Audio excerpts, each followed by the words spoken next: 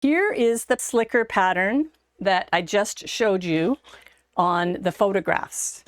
So this pattern works like this, where this portion here wraps around that side on the body part of the coat, and then this portion here actually attaches to that. These two parts attach, and it wraps underneath the dog's body. So I'll show you the coat itself.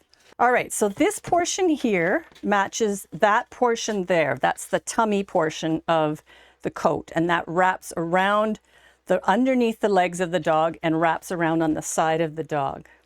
This part of the pattern is the chest portion, and that's what attaches up here. So it's sewn into the back piece, and it wraps around, and it actually attaches to this. So these two pieces would attach. Clearly the pattern is much smaller than the actual coat we're looking at, but you can start to get a picture of how this coat works. And then this is the back piece.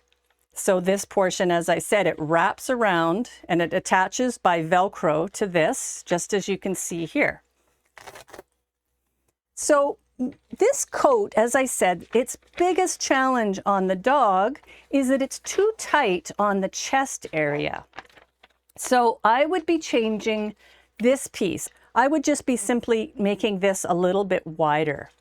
So first, let's look at how you measure your dog in this particular problem. If you see that the dog coat is really tight in the chest, I would start looking at how it fits across the chest area here. So this is the chest width measurement. And you're going to go from the widest point on the dog's front legs and measure across that. So you find the widest point on their chest and then measure across. And make sure to add a little extra space in there so it's not super tight on the dog. And then you take that measurement and you apply it to the pattern. So this pattern here, this is not the right size pattern for the dog, but let's say that that measurement was 9 inches across. This pattern is on the fold, so I would divide that in half. So that would be 4.5 inches that this piece should be. So where you're measuring that, when you measure that widest part across the chest, as I just showed you on the dog, you compare that to the widest point on this pattern here. So if I measured across here and I'm saying, okay, I want to have 4.5 inches, this is actually 4 inches. So I would want to add an extra 1/2 inch into the pattern. So if I were starting this coat from scratch, I would simply cut along here, this line right here, it's a lengthen shorten line. I would cut along there and I would spread it and then add an extra piece of paper in there for 1/2 inch difference, tape it back together, and that should take care of the problem. Now, one thing to note is that this piece matches up with this piece. These two pieces are sewn together. They're separate pattern pieces because the fabric you're cutting is different. This is a stretch fabric and this is a waterproof fabric. So they are different pattern pieces, but you need to make sure they add up, or they match up, I should say. So if I cut along here and I added an extra 1/2 inch, I need to do the same thing here. I just need to cut down here and spread that so that I have an extra 1/2 inch. And that should take care of the problem. One thing to note is if you have a measurement in between here, between their front legs, that is quite narrow, you may have to make some adjustments here because you don't want to make this portion here, because this is what runs through the leg channel. So if I added an extra 1/2 inch in here, that's a full inch in between the legs of the dog. So you may need to adjust where you cut that line, but this line here, as I said, is the most basic area where you can make that change. And in most cases, it shouldn't be a problem to fit in between the front legs of the dog. But since we're trying to fix a coat, if we go back to this piece here, if we were looking at this, you could make that change over here where it's not affecting the center fit, like that center channel that runs through the dog's legs.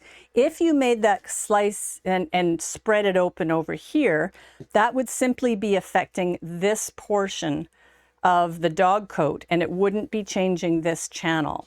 So if you wanted to do that and not affect this portion that wraps around the dog's side, I would do that. I would cut it over here and make the spread over there instead, and that would keep this area here the same.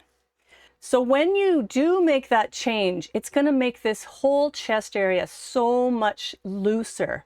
And as the dog moves and the dog plays and it's lying down and doing any other different positions, it is feeling more loose, and it's not going to do that same rubbing that the other dog coats were doing.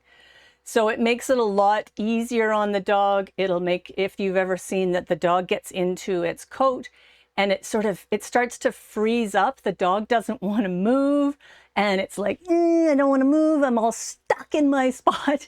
That's often an indication as well that it's just too tight for the dog. It could be tight in between these areas here. So if this area here is too tight, it's going to be really pinching on the dog.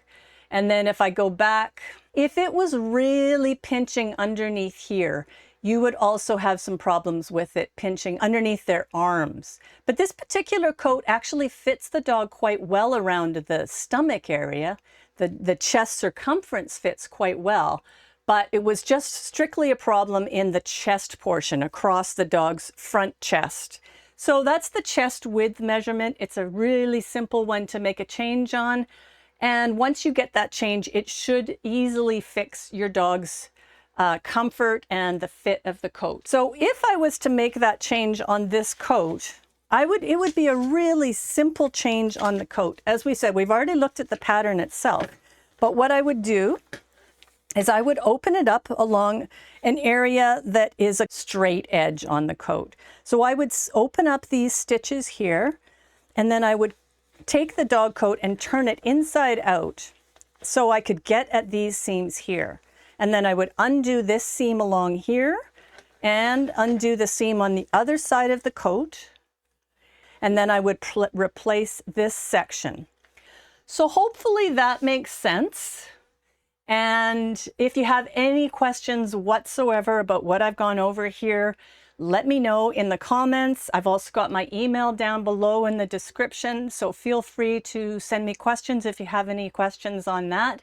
Also, as I always say, if you are having a problem with a pattern that's completely different, feel free to send along a question to me either through comments on a video or use that email address that's down below and ask me questions, and feel free to send me photographs. I love it when people send me photos of real problems that they're dealing with, because I can help them troubleshoot that problem, but it also gives me great examples to show other people.